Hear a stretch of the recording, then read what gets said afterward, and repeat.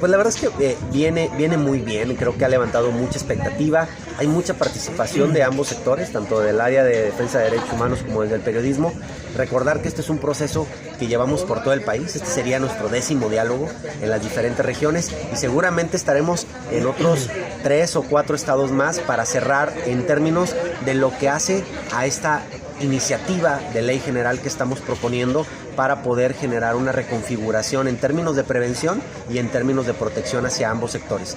También recordar que, el diálogo no termina aquí, ¿no? Tiene que ser un diálogo constante, no solamente para este tema, sino para muchos temas que seguramente estaremos trabajando junto con el Estado y reforzar la protección y la seguridad de ambos gremios.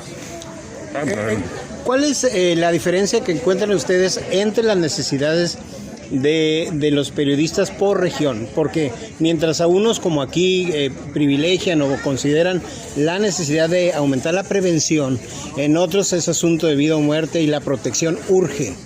Mira, evidentemente cada estado tiene su particularidad.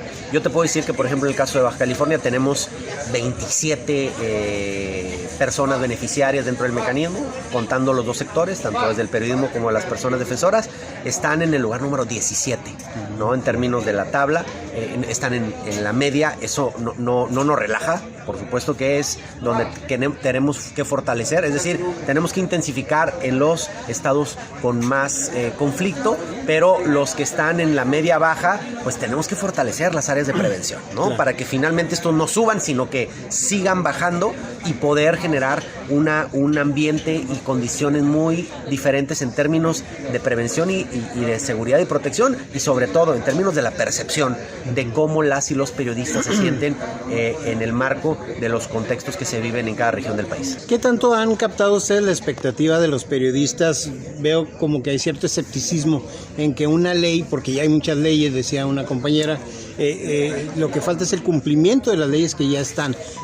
¿De qué manera se podría fomentar, digamos, la expectativa de los periodistas de que esta ley sí se va a materializar en protección concreta? Mira, lo importante es que las y los periodistas, las personas defensoras de derechos humanos, se apropien de la política pública que se genera tanto desde la federación como desde los estados, ¿no? Las mejores prácticas que hemos tenido en el país en términos de cumplimiento de la ley es porque la sociedad civil, las y los beneficiarios se apropian y exigen, es decir, tiene un costo político no cumplir con la ley. Y a partir de ahí creo que el panorama cambia mucho. Yo les he compartido, no deberíamos de tener ninguna ley general. ¿Por qué? Porque cada área sabemos de lo que nos toca. ¿Por qué tenemos que acudir a una ley general? Porque pareciera que muchos municipios y estados pues están ajenos al cumplimiento de la ley y tenemos que sacar una ley general para coordinarnos, dejar claro cuáles son las obligaciones de los 3 órdenes de gobierno y actuar como estado en la resolución de los problemas públicos de la nación. Hay que recordar cuáles son los alcances de los mecanismos. Insisto, los mecanismos son mecanismos extraordinarios. Tienen como función cohesionar al Estado mexicano para que cumpla sus obligaciones. Lamentablemente el mecanismo de protección federal, que va a cumplir 10 años, se fue quedando muy solo al paso del tiempo de estos 10 años, ¿no? Entonces, como mecanismo federal, pareciera que somos la única política pública para resolver este tema. El mecanismo ni ayer, ni hoy, ni mañana está diseñado para resolver la problemática en su totalidad. Es imposible que el mecanismo de protección federal asuma toda la obligación del Estado mexicano, asuma las obligaciones de las policías municipales, estatales, federales, de las fiscalías, de las áreas de gobierno municipal y estatal. No está diseñado para eso. Está diseñado para cohesionar las fuerzas y poder generar una política de Estado. Esa política de Estado no va a llegar si no tenemos la colaboración de los municipios y de los estados. Recordemos que el 40% de las agresiones vienen de autoridades municipales. Es decir, las autoridades municipales no solamente no respetan ni protegen, sino que se sienten en la libertad de ser parte del problema, ¿sí? Entonces, hay que recordar que la solución está de forma coordinada, con una visión de Estado, y es ahí donde vamos a parar. También comentarte, de los más de 160 asesinatos de periodistas contados a partir de la vigencia de la ley hace 10 años, solamente 8 estaban en el mecanismo. 8.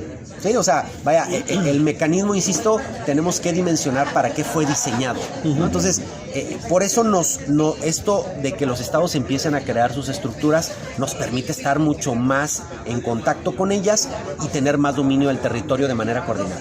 Un periodista que esté amenazado ¿Se sentirá lo suficientemente protegido por el mecanismo de que salvará su vida? ¿O será un garante, digamos, o un custodio de su seguridad personal?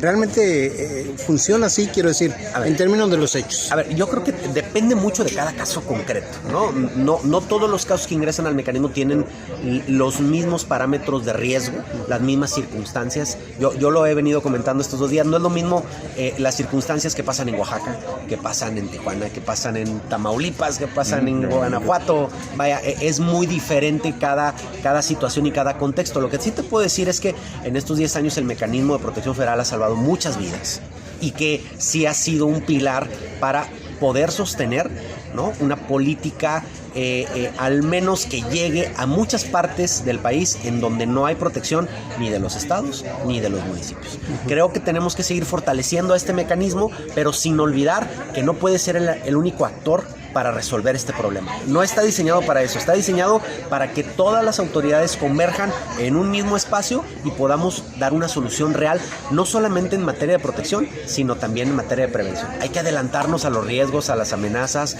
a los asesinatos. Eso es lo que tenemos que hacer en términos de una política nacional integral.